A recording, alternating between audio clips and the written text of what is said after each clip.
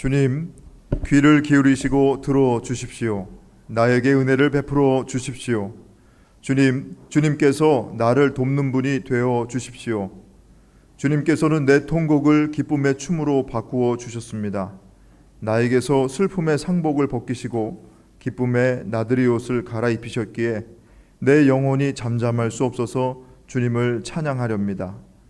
주 나의 하나님, 내가 영원토록 주님께 감사를 드리렵니다.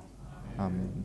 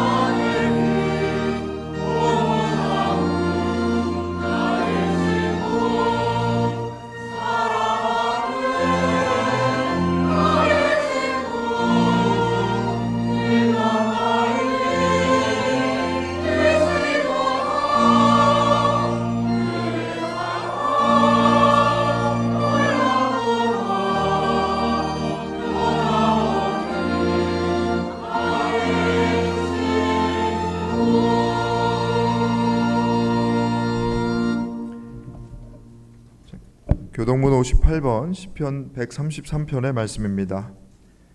보라, 형제가 연합하여 동거함이 머리에 있는 보배로운 기름이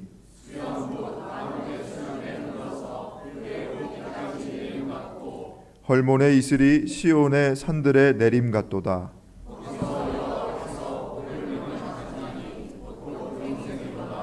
아멘. 하나님은 통회하는 마음으로 나오는 사람들을 물리치지 않으십니다. 이제 우리들의 죄를 뉘우치고 고백합시다.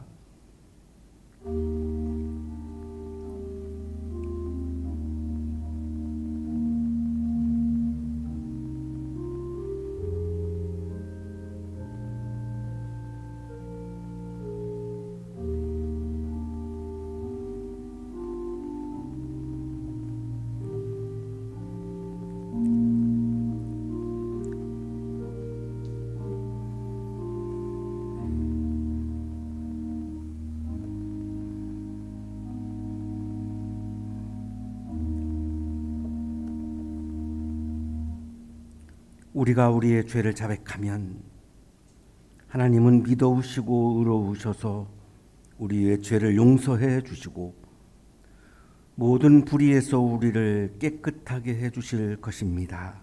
아멘.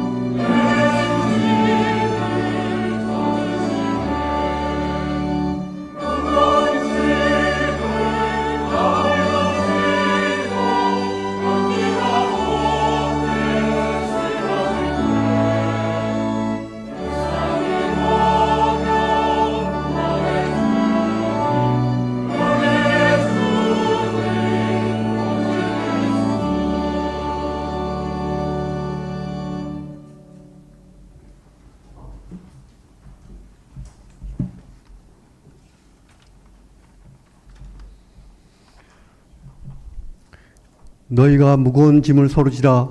그리하여 그리스도의 법을 성취하라. 오늘 이 복된 자리에 준비해 주시고 저희를 초대하셔서 기도와 찬양을 드리게 인도해 주심이 감사드립니다. 주님은 모든 것을 알고 계획하시며 우리에게 필요한 모든 것을 예배해 주심을 믿습니다. 평강의 하나님, 성도들 모두에게 주님의 음성을 듣고 마음의 문을 열어 세상 것과는 다른 주님의 평안을 누릴 수 있는 복을 주심을 감사드립니다. 주님에 대한 믿음으로 주님이 베푸신 뜻을 알고 온전히 실천하는 힘과 용기를 허락하여 주시옵소서. 늘 함께 하시는 하나님, 주님이 이 땅에서 저희와 함께 임재하시며 건강을 비롯한 여러 가지 어려움을 감내하고 있는 성도들에게 깊은 위로와 용기를 주시고 동행하여 주심을 믿습니다. 그런 주님을 믿고 주님이 주시는 힘으로 이 세상을 살아내게 은혜를 베풀어 주십시오. 아픔과 상처를 치료해 주시는 하나님, 주님에 대한 믿음으로 무장하고 십자가를 지고 따르라는 주님의 말씀을 깊이 새겨 순종하면서도 이 세상의 모든 상처를 치유하고 온전하게 회복과 평안을 얻을 수 있도록 축복하여 주십시오. 오직 경배와 찬양을 받기에 합당하신 하나님, 오늘 신령과 진정으로 드리는 저희 예배와 찬양을 온전히 주님께 올려드리오니 기꺼이 받아 주십시오. 지구촌 곳곳에 이념 갈등과 자연재해로 고통받는 많은 형제자매들을 위로하시고 하루속히 주님의 평화가 성취되도록 역사하여 주십시오. 무더운 여름입니다. 우리 모두가 여름 무더위를 잘 이겨내어 항상 주님을 동행하는 생활을 실천하도록 축복하여 주십시오. 교회의 여름 수련을 준비하고 있습니다. 잘 준비하여 모든 성도가 수련을 통하여 진정한 코인원을 경험하고 믿음이 더욱 자라는 기회가 될 수 있도록 축복하여 주십시오. 주님 말씀을 전하시는 이천님 목사님을 축복하시고 말씀을 선포할 때 영과 힘을 다하여 듣는 저희들이 닫힌 마음의 문을 열도록 도와주십시오. 칼로 소송가들을 축복하시고 그들의 찬양이 주님의 나라에 울려 퍼지고 이 예배를 위하여 수고한 손길들도 축복하시어 몇 배의 위로와 은혜를 베풀어 주십시오. 오늘의 이 예배와 찬양으로 주님 홀로 영광 받으시기를 소원합니다. 오늘도 우리와 동행하시며 도와주시는 우리 주 예수 그리스도의 이름으로 기도드립니다. 아멘.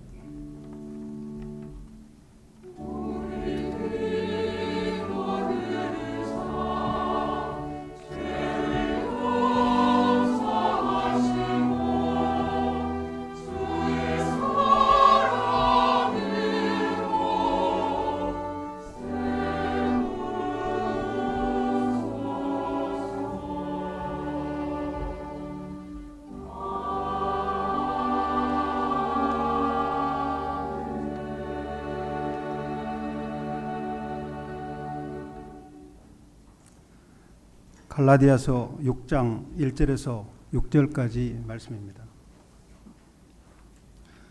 형제 자매 여러분, 어떤 사람이 어떤 죄에 빠진 일이 드러나면 성령의 인도하심을 따라 사는 사람인 여러분은 온유한 마음으로 그런 사람을 바로잡아주고 자기 스스로를 살펴서 유혹에 빠지지 않도록 조심하십시오.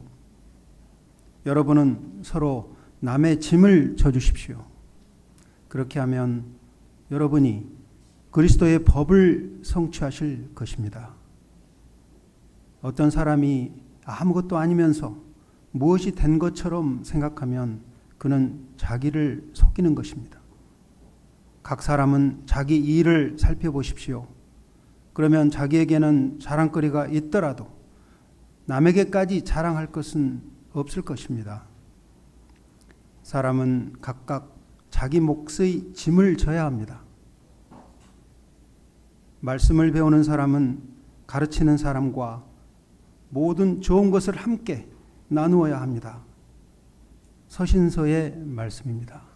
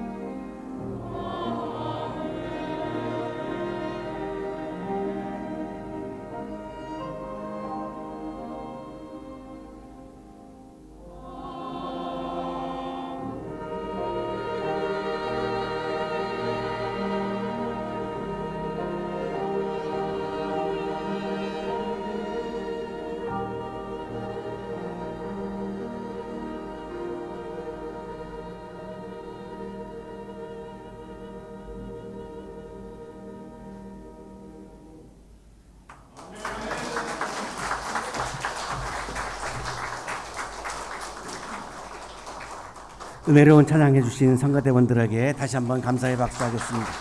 고맙습니다. 옆에 계시는 분과 사랑의 인사 나누시겠습니다. 사랑합니다. 보고 싶었습니다.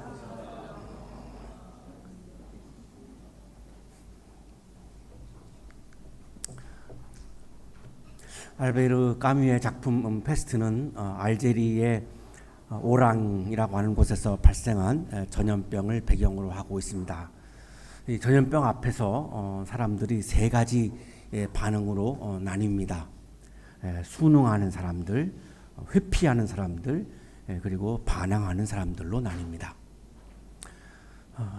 신부님인데 파늘루라고 하는 이 신부는 이 전염병은 신의 하나님의 징벌이다.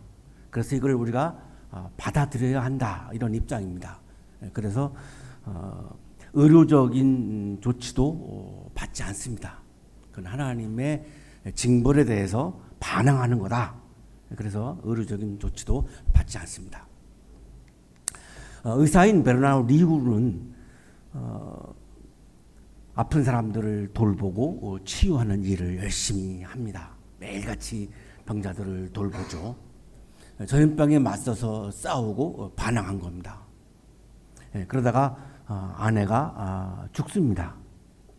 그런 이후에도 끊임없이 매일같이 목숨을 걸고 환자들을 만나서 환자들을 돌보고 치유하는 일을 성실하게 수행을 합니다. 친구인 타루가 리우에게 묻습니다. 왜 그렇게까지 헌신적이십니까? 리우가 이렇게 대답합니다. 가장 긴급한 일은 그들을 고쳐주는 것입니다. 나는 힘이 미치는 데까지 그들을 보호해 줄 것입니다. 아마 비웃음을 자아낼 만한 생각일지도 모르나 페스트와 싸우는 유일한 방법은 성실성입니다. 까미는 여기서 성실성이라고 하는 것을 이렇게 말하고 있습니다. 성실성은 내가 있는 자리에서 나에게 맡겨진 위치에서 나에게 사명으로 주어진 자리에서 타자의 고통에 응답하는 것이 성실성이다. 리우는 의사입니다. 의사의 역할은 환자를 돌보는 겁니다. 그 자리를 떠나지 않았습니다. 파늘루 신부처럼 하나님의 징벌이니까 나는 이거를 받아들여야 돼, 이것도 아니었고, 다른 곳으로 도망치는 회피하는 일도 하지 않았고, 자기는 의사이기 때문에 환자들을 돌보는 것이 자기의 일이기 때문에 그거를 성실하게 수행했습니다. 환자들의 고통, 타자의 아픔을 공감했던 거죠. 그래서 그 일을 목숨을 걸고 한 거죠. 이것이 까미가 말하는 성실성입니다. 우리가 살고 있는 이 세상에서는 이 성실성이 필요하다라고 하는 것을 까미는 얘기하고 싶은 겁니다.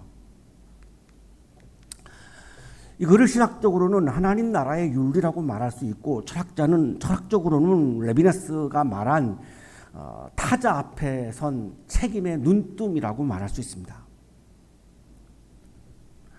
타자와 만나면서 윤리라고 하는 영역이 생깁니다. 그 타자에 대한 나의 책임감이 주어집니다. 기본적으로 전제적으로 주어지는 겁니다. 그 타자에 대한 내 윤리적인 책임에 눈을 뜨지 않은 것은 야만적인 겁니다. 인간 같지 않은 거죠. 짐승과 같은 거죠. 내가 마주하고 있는 이 사람이 얼마나 아플까, 얼마나 고통스러울까를 생각할 줄 아는 사람이 바로 책임의 윤리에 눈뜬 사람이다. 레비나스는 그렇게 강조합니다. 얼굴로 말한다를 굉장히 강조하는데요. 우정윤 목사님하고 저하고 한 20년 차이가 납니다. 굉장히 제가 어렵겠죠. 물론 본인은 어렵지 않을 수도 있는데 그냥 제 생각입니다. 그래서 별로 말을 하지 않습니다. 불만, 불평, 요구사항 이런 말을 거의 안 하십니다. 그런데 제가 보기에는 얼굴로 말합니다. 목사님, 저도 목회자예요. 존중해 주세요. 저도 인간이에요. 저를 함부로 대하지 말아주세요. 저 힘들어요. 오 목사님을 만난 이후에 한 번도 사석에서도 제가 말을 놓아 본 적이 없어요. 한 번도 없습니다. 늘 존칭어를 씁니다. 왜? 얼굴로 말하거든요. 목사님 저 힘들어요. 부목사가 힘든 거 아시잖아요. 목사님도 해봤잖아요. 그러면 저 존중해 주세요. 입으로는 말을 안 하는데 얼굴로 말하거든요. 그걸 어떻게 외면합니까? 그것에 대해서 눈을 뜨는 것이 책임윤리라고 레비나스는 강조합니다. 까미도 지금 그것을 강조하고 있는 것이고 오늘의 성서 본문도 이거를 강조하고 있습니다. 오늘 우리들의 질문입니다. 전염병의 상황에서 하나님의 징벌로 받아들이며 아픈 사람들을 위해서 아무것도 하지 않는 것이 신앙적인 것인가? 아픈 사람들을 위해서 내가 도와줄 수 있는 일을 성실하게 최선을 다하는 것이 신앙적인 것인가? 파눌로 신부가 신앙적인 것인가? 의사 리우가 신앙적인 것인가? 이 오늘의 우리들의 질문입니다. 리우는 이렇게 말합니다. 신이 그렇게 침묵하고만 있는 하늘을 쳐다볼 것이 아니라 있는 힘을 다해서 죽음과 싸워주기를 더 바랄지도 모릅니다. 전염병 앞에서는 싸우는 것이, 반항하는 것이, 저항하는 것이, 투쟁하는 것이 그것이 신앙적이지 않습니까? 라고 까미는 얘기하는 거죠. 오늘 우리가 함께 읽고 있는, 묵상하고 있는 갈라디아서 6장 1절 6절은 공동체적 성실성을 강조하고 있습니다. 넘어진 자를 회복시켜주고 짐을 함께 지고 자기 삶을 성찰하는 책임을 다하는 것이 성령 안에서 살아가는 삶이다를 강조하는 겁니다.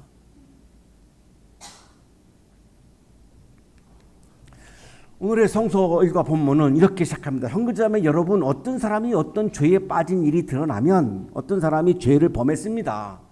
성령의 인도하심을 따라 사는 사람인 여러분은, 그러면 성령에 충만한 사람은, 성령을 따라가는 사람은 그 죄인 앞에서 어떤 태도로, 어떤 자세로 그 죄인을 대하는가를 말씀하는 겁니다. 온유한 마음으로 그런 사람을 바로 잡아주고 거칠게 정죄하고 공격하고 하는 것은 성령을 따라 사는 삶이 아니다라고 지금 말씀하는 겁니다. 온유한 마음을 갖지 못하면 이미 그거는 성령을 따라 사는 삶을 벗어났다는 겁니다. 자기 스스로를 살펴서 그러고 나서 자기를 돌아보고 자기를 성찰해 보면 나도 이 사람이 빠진 죄에 나도 빠질 수 있는 가능성을 발견하게 됩니다. 인간이기 때문에. 그러면 거칠게 정죄할 수가 없지요. 나도 그런 가능성을 갖고 있는 죄인이기 때문에. 유혹에 빠지지 않도록 조심하십시오. 유혹이라는 겁니다. 내가 막 거칠게 정죄하고 공격하고 거기서 생겨나는 마음이 뭘까요? 바울은 이거를 우월성이라고 말합니다. 갈라디아 교회에 있는 사람들 중에 서로가 다른 유형의 신자들을 향해서 죄를 들추어내고 정죄하고 했다는 거죠. 왜 했느냐? 그걸 하면서 우월감을 느낀다는 겁니다. 너는 죄인이지 나는 의인이야. 이게 굉장한 유혹이라는 겁니다. 여기서 죄는 반복적인 악행을 말하지 않습니다. 실수로 범하는 죄를 의미합니다. 이 실수로 범한 죄인들을 향해서 막 그를 지적하고 들추어내고 정죄하면서 신앙적인 우월감을 내세우는 사람들이 갈라디 교회를 분열시켰던 겁니다. 갈라디 교회를 선교 2차 여행 때 세웠던 바울의 입장에서는 너무나 마음이 아픈 거죠. 그래서 오늘 이런 말씀을 지금 전하는 겁니다. 성령의 인도하심을 따라 사는 사람은 죄에 빠진 사람을 온유한 마음으로 바로 잡아주는 거다. 나 자신도 죄에 빠질 수 있다라고 하는 겸손한 마음으로 자기 성찰을 하면서 이 사람의 회복이 중요하지 정죄가 중요하지 않다. 신약주석가 더글러스 무는 죄에 빠진 사람의 경우에 이 사람을 정죄하고 질책하는 게 중요한 것이 아니고 이 사람의 회복을 돕는 것이 중요하다고 강조합니다. 범법자를 바로잡는 것은 범법자와 주님 및 형제 자매들 사이의 교제를 완전히 회복하여 문제를 바로잡는 것이다. 죄를 지적하고 들추어내는 것은 의미가 없다는 거죠. 이 사람이 회복하는 것이 중요하다는 거죠. 이 사람에 대해서 내가 애정이 있다면, 사랑이 있다면 이 사람의 회복을 도와야 한다는 거죠. 그러나 정죄와 질책으로는 회복을 도울 수 없다는 겁니다. 여러분은 서로 남의 짐을 져 주십시오. 이 남의 짐에는, 서로 남의 짐에는 죄인들의 이 죄의 찜, 죄인들의 죄찜이 포함되어 있는 겁니다. 죄인들이 갖고 있는 이 죄책감, 죄찜이 얼마나 무겁습니까? 그것뿐만 아니라 또 가난한 사람들에게는 물질적인 짐이 있는 것이고, 정신적으로 약한 사람들은 또 정신적인 고통의 짐이 있는 것이고, 상처받은 사람들은 상처로 인한 이 상처로부터 오는 짐이 있는 것이고, 우리 모두가 다 짐을 가지고 살고 있죠. 그런데 죄를 범한 죄인이 갖고 있는 짐도 있다는 거죠. 이 모든 짐을 서로 지어주는 공동체가 신앙 공동체고 교회 공동체다. 갈라디아 교회다. 바울은 지금 이거를 강조하는 겁니다. 너희들은 왜 자꾸 죄를 정죄하고 들추어내고 질책하는가? 그거는 사회에서는 그렇게 할지 모르지만 교회는 그렇게 하면 안 된다. 그러면 교회가 분열된다. 그 사람들의 회복이 전혀 도움이 되지 않는다. 교회라고 하는 것은, 신앙공동체라고 하는 것은 내 옆에 있는 죄인을 내가 회복을 도와주는 것, 도와주기 위해서 내가 이 사람이 갖고 있는 짐을 내가 나누어 지는 것, 이것이 바로 신앙공동체요 교회다, 이렇게 말하는 거죠.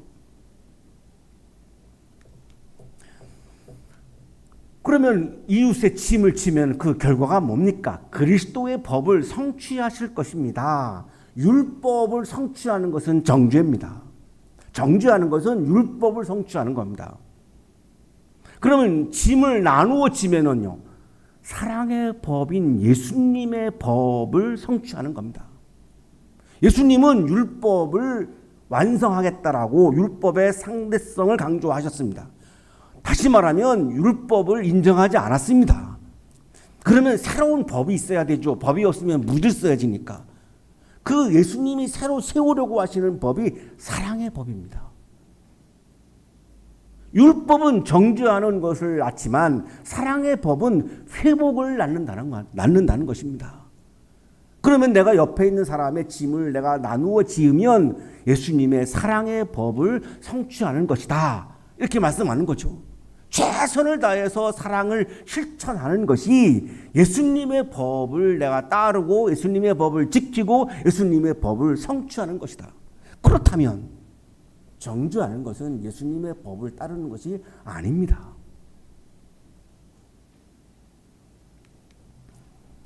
내 옆에 있는 이웃을, 힘들어하고 있는 이웃을, 얼굴로 고통을 말하고 있는 나의 이웃을 내가 정죄하고 공격하는 것은 예수님의 법을 따르지 않는 것입니다. 따라서 성령의 법을 따르지 않는 것입니다. 따라서 그것은 기독교 신앙이 아닙니다. 유대인들이 했던 행위입니다.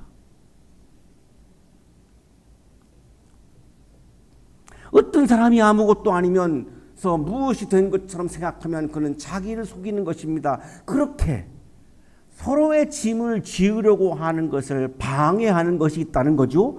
내가 이웃의 짐을 지으려고 하는 것을 가로막고 방해하는 것은 교만이라고 말씀합니다.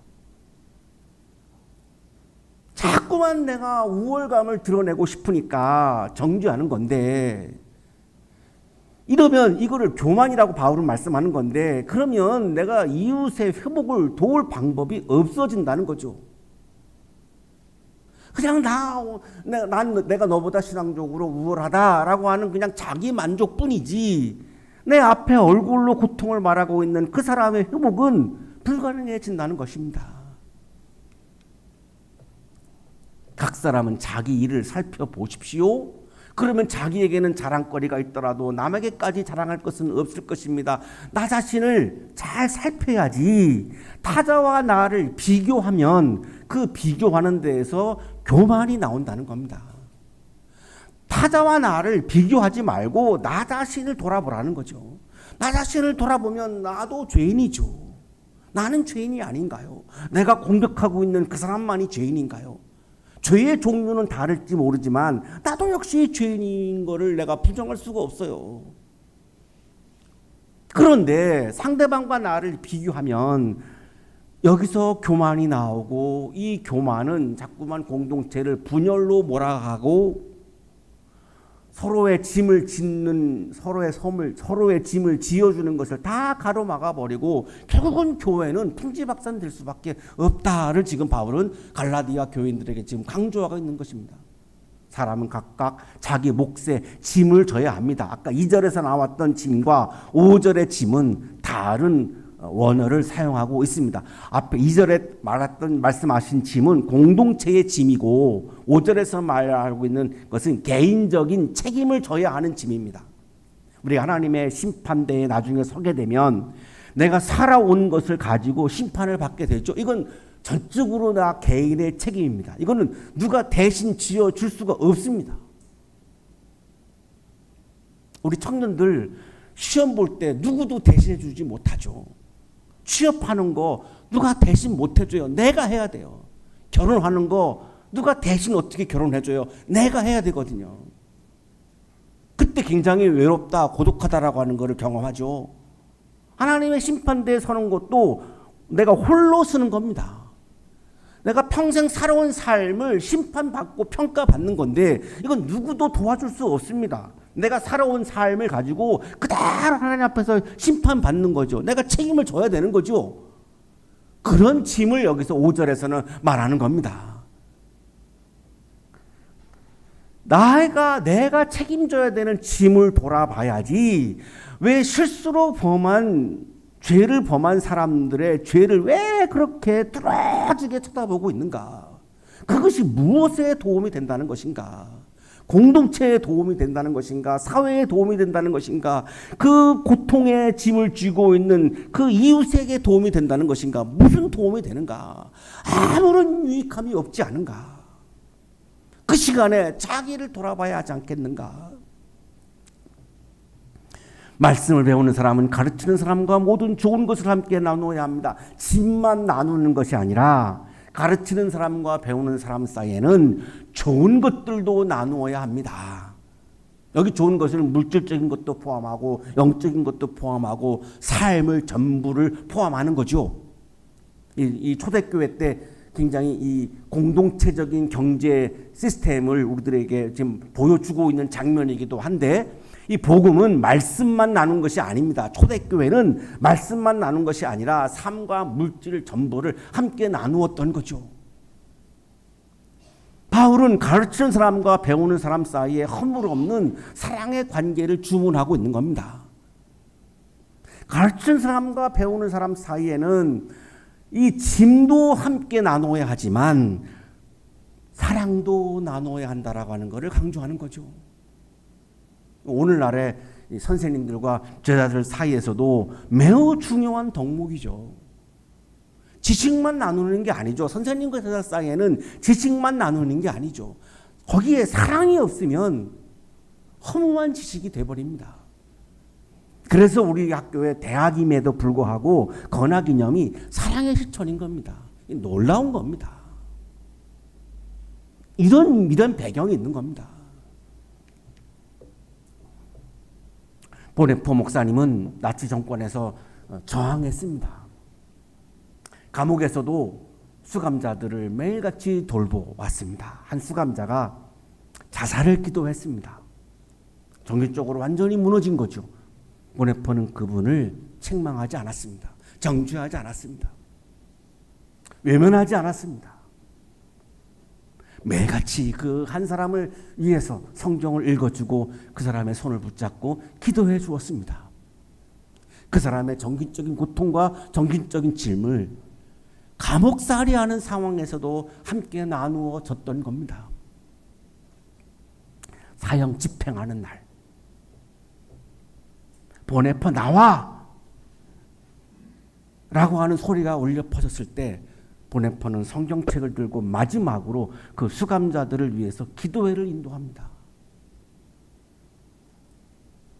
이제 사형을 하러 가는데도 감옥에 갇혀 있는 그 사람들의 정신적인 짐, 영적인 짐을 함께 나누는 삶을 끝까지 살았던 겁니다. 왜 그랬을까요? 그것이 그리스도인의 삶이고 그것이 신앙의 본질이고 그것이 신앙일의 본질이라고 생각했기 때문인 겁니다. 그것이 예수님을 따르는 삶이라고 생각했기 때문입니다.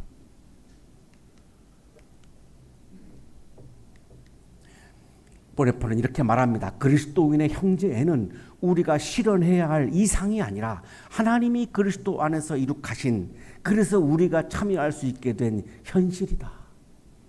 내가 이웃의 짐을 나누어 지는 것은, 내가 죄인들의 짐도 나누어 지는 것은 이상이 아니라는 겁니다. 그거는 하나님께서 예수님을 통해서 우리에게 보여주신 지극히 현실이다라고 강조합니다. 내가 의로워서 예수님이 나를 사랑해 주셨나요? 내가 죄인임에도 불구하고 예수님은 나를 사랑해 주셨고 그 사랑의 극치가 십자가 사건입니다. 예수님은 이것이 현실임을 보여주었습니다. 하나님의 현실임을. 하나님이 천상에서 멀리서 위에서 우리를 향해서 이렇게 해라고 말씀만 하신 것이 아니라 하나님 스스로 사람이 되셔서 우리를 십자가에 죽으시면서 우리를 사랑해 주신, 죄인인 나를 위해서 사랑해 주신 현실임을 보여준 거죠. 그런 은혜를 받은 내가 나와 같은 죄를 향해서 손가락질하고 정죄하고 공격하는 것은 그리스도인의 삶이라고 볼 수가 없죠. 서로의 짐을 지는 것은 이상이 아닙니다. 사랑의 실천은 이상이 아닙니다. 이기적인 내가 어떻게 사랑을 실천합니까? 그 이기적인 것을 뛰어넘는 것을 우리는 신앙이라고 말하는 겁니다. 교회는 나와 마음이 잘 맞는 사람들만 그런 모임 공동체가 아닙니다. 나와 다른 사람들이 존재합니다. 때로는 넘어지는 사람도 있습니다. 무거운 짐을, 무거운 고통을 지고 살아가는 사람들도 있습니다. 연약한 사람들도 있습니다. 그 사람들과 함께 조건 없이 영성과 물질을 나누고 사랑을 실천하며 살아가는 실제적인 공동체가 교회 공동체입니다. 그것을 위해서 교회가 존재하는 겁니다. 교회를 크게 세우기 위해서 교회가 존재하는 것이 아니라 사랑의 실천을 위해서 영성과 물질을 아파하는 사람들과 나누기 위해서 교회가 존재하는 겁니다. 우리 대학교회는 특별히 대학교회이기 때문에 청년들의 아픔, 청년들의 고통, 청년들의 짐을 나누어 지는 것이 가장 중요한 사명입니다. 그것을 위해서 우리 교회가 존재하는 거죠. 그리스도인은 단지 교회에 출석하는 사람이 아닙니다. 그리스도인이란 짐을 함께 나누어 지는 사람입니다. 그것이 참된 신앙이고 참된 그리스도의 사랑입니다. 예수님께서 나의 짐을 지어주셨기 때문이죠. 사랑하는 한양 가족 여러분, 형제 자매의 짐을 지면서 예수님의 사랑의 법을 이루어가는 영적인 기쁨이 충만하시기를 간절히 축원합니다.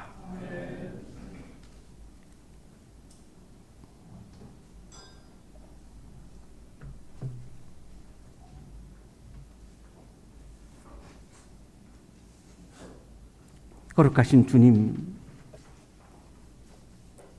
주님께서는 티끌과 같은 나를 유심히 살펴봐 주시고 내가 고통받을 때, 나의 짐이 무거울 때 그 짐을 지어주시고 십자가에 달리시기까지 해주셨습니다. 그러나 우리는 이웃의 고통에 예민하지 못하고 바라보지 못하고 이웃의 짐을 나누지 못할 때가 많았음을 고백합니다.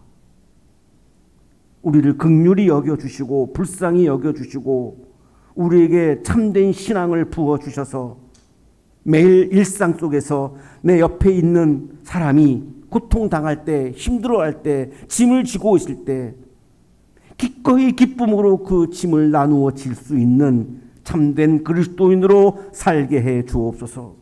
그래서 일상 속에서 삶의 현장에서 예수님의 사랑의 법을 성취해 가는 사랑의 실천자가 되게 해 주옵소서. 예수 그리스도의 이름으로 기도하옵나이다. 아멘.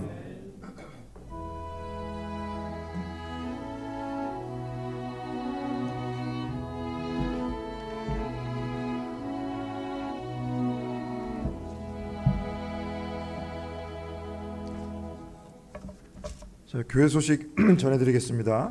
자, 오늘은 성령 강림절 후 넷째 주일입니다. 잠시 후에 성만찬 예식이 있습니다.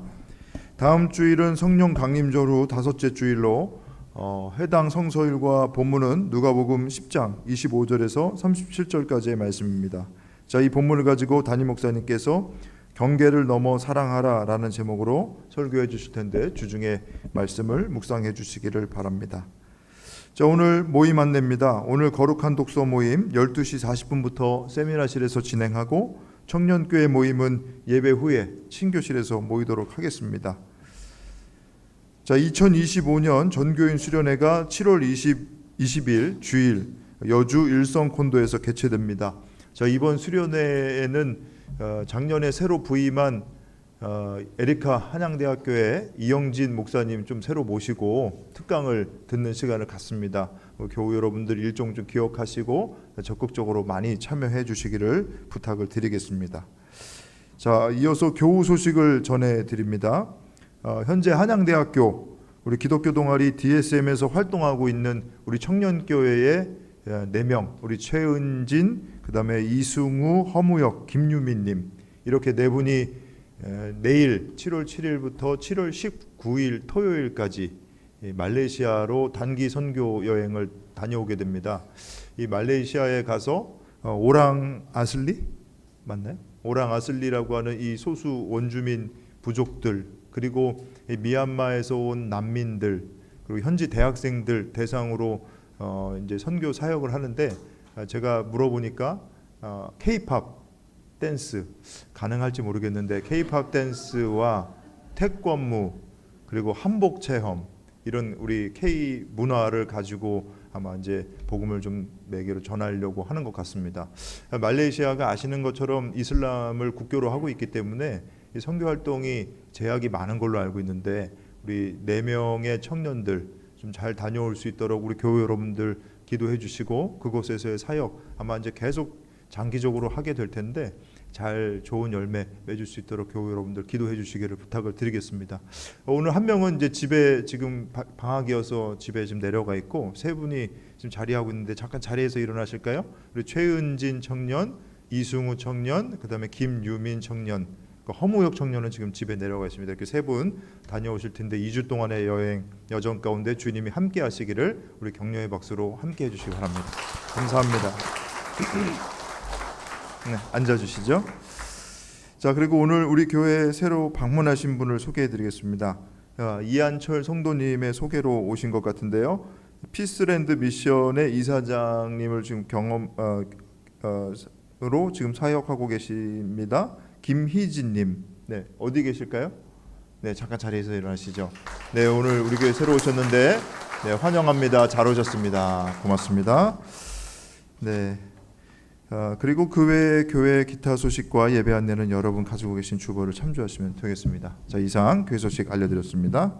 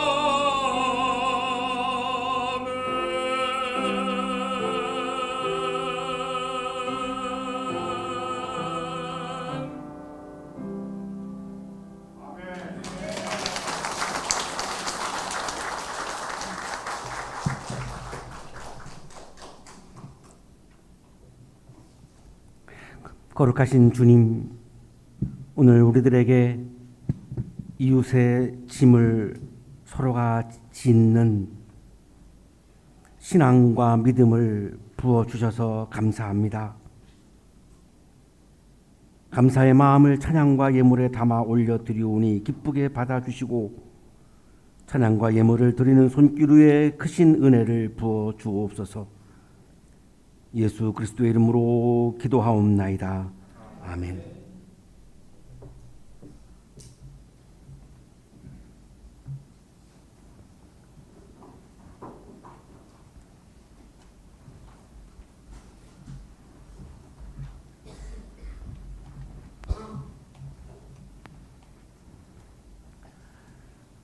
사랑하는 여러분, 성령께서 우리에게 생명을 주시기를 원하십니다.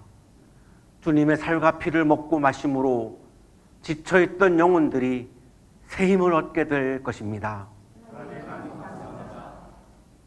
하나님, 주께서 일찍부터 세상 가운데 보내셨던 성령을 지금 이 거룩한 식탁에 보내주시어 이 식탁이 성별되게 하소서.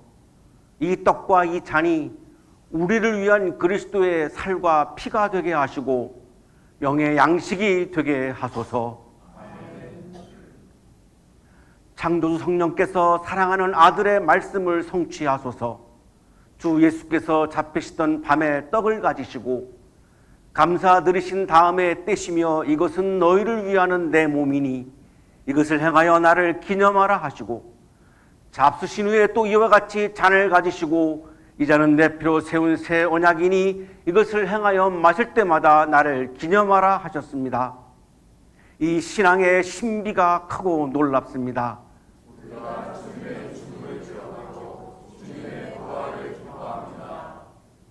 주님의 평화가 여러분과 함께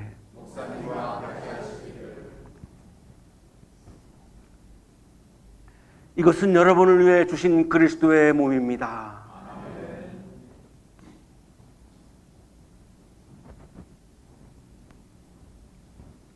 이것은 여러분을 위해 흘리신 그리스도의 피입니다.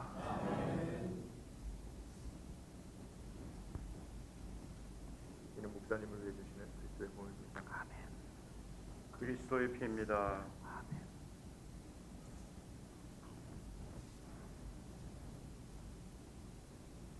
그리스도의 몸.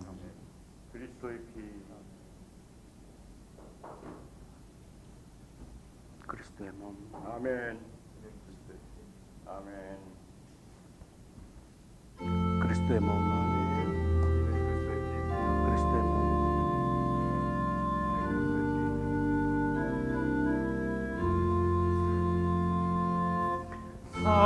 사랑의 나눔 있는 곳에 하나님께서 계시도다.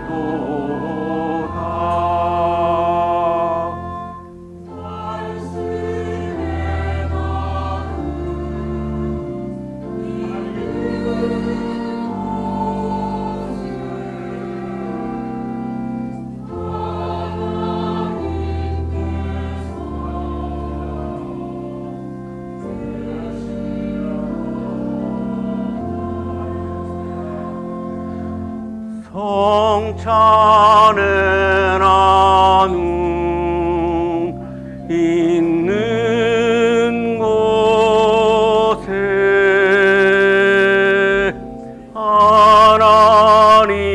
하나님께서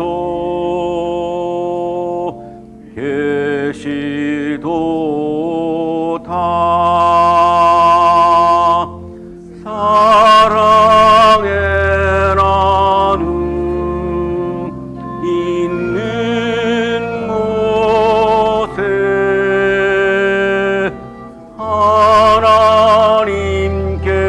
하나님께서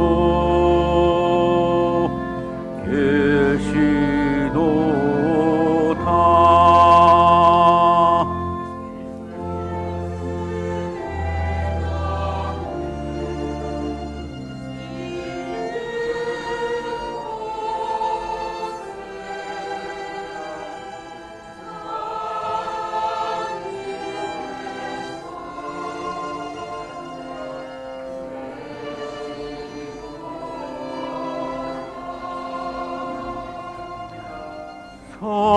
성찬의 나눔 있는 곳에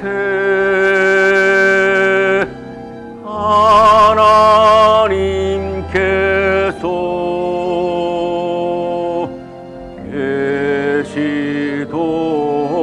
계시도다. 사랑의 나눔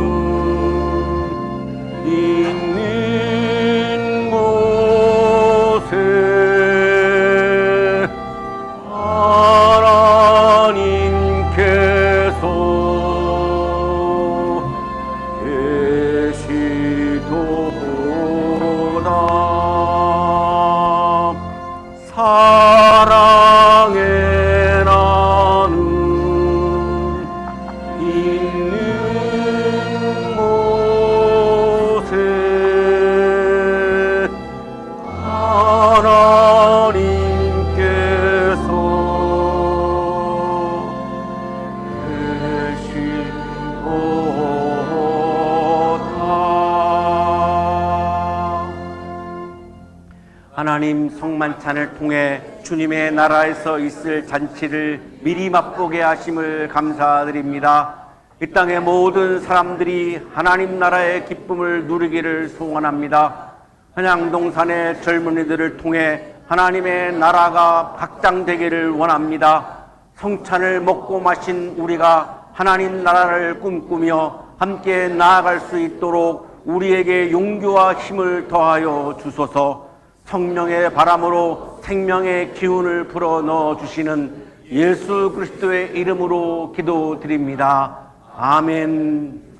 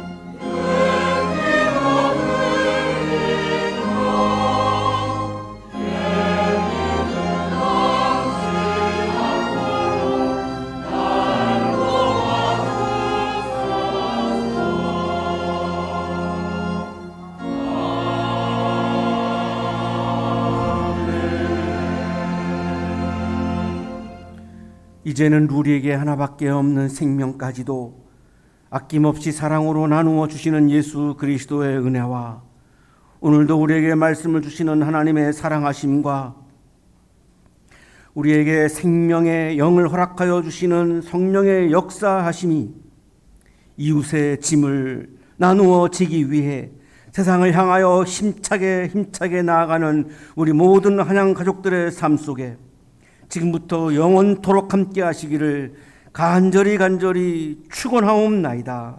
아멘.